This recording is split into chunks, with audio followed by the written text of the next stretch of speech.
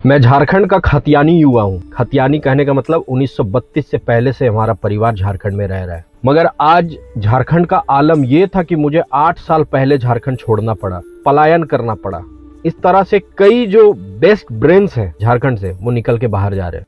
मगर झारखंड में जो लोग काम कर रहे हैं या जो नए बहालियां हो रही है, वो क्या हमारे झारखंड के लोगों की हो रही है? अगर होती तो झारखंड के युवा, झारखंड के लोग सड़कों पर क्यों होते? आप एक बार में कोई परीक्षाएं करा नहीं पाते, आप बार बार कोई भी परीक्षा को रद्द करते हैं, चाहे वो शिक्षा भर्ती परीक्षा हो, चाहे जेपीएससी हो, चाहे एसएससी हो, पेपर लीक और तमाम नियम और कानूनों में उलझा के, मतलब यार बहुत डिसअपॉइंटेड हूं मैं, बहुत बुरा लगता है ये। मैंने सोचा था कि झारखंड से जा रहा हूं, मुझे झारखंड छोड़ने का मन नहीं था। झारखंड छोड़ना कौन चाहेगा यार, कौन अपने घर परिवार से दूर जाना चाहेगा? मगर मजबूरी है कि झारखंड से दूर जाना पड़ रहा है, क्योंकि झारखंड में इतने संसाधनों के होने के बावजूद, इतने कल कारखाने, हर कुछ होने के बावजूद हम झारखंड से हमें दूर जाना पड़ा। आज जो हम लोग सीना ठोक के कहते हैं कि झारखंड पूरे देश को बिजली देता है, झारखंड का प्राकृतिक संसाधन से पूरा देश चलता है, मगर झारखंड के लोग कहाँ हैं?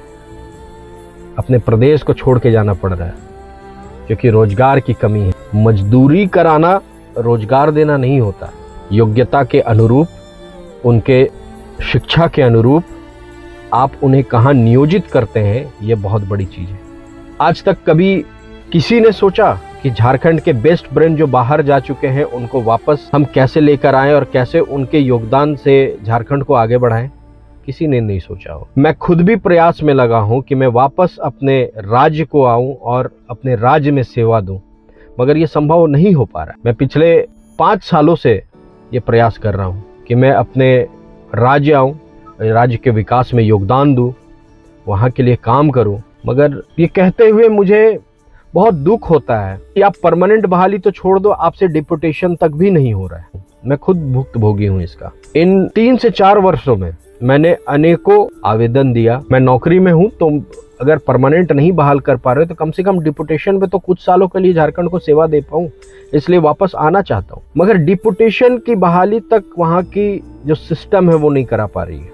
मैं उन विभागों का नाम नहीं लेना चाहूंगा, मगर बहुत ही आश्चर्य की बात है यार, बहुत मतलब ये डिसहार्टेंड होता है, बहुत बुरा लगता है। ट्रांसपेरेंसी है ही नहीं, पारदर्शिता है ही नहीं। तभी आप ये कहते हैं आवेदन निकालने से पहले ही उसमें आप ये मेंशन कर देते हो कि ये कभी भी रद्द किया जा सकता है, फेरबदल किया जा सकता है, कुछ भी किया जा सकता है, और इसका कोई जवाब भी आपको नहीं दिया जा सकता। क्या पता झारखंड का क्या होगा, समझ में नहीं आता। ये लंबे समय से सिस्टम में ये जो गैप है, ये जो ग्लिचेस है, वो चला आ रहा है। खैर, सड़कों पर आने से, विरोध प्रदर्शन करने से क्या हो सकता है देखते हैं।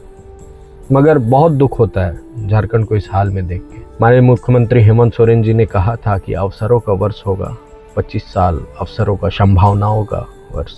देखते हैं कि क्या संभावनाएं निकल के आती है। क्या हमारे लोगों को रोजगार मिलती है? क्या पलायन को रोका जा सकता है? अपने लोग अगर अपने ही टहनियों को काटने लगे तो वो तो गिरेंगे ही। बस इतना ही कहूँगा। मैं दुखी हूँ, बहुत दुखी हूँ। झारखंड वो नहीं कर पाया जो उसे करना चाहिए था।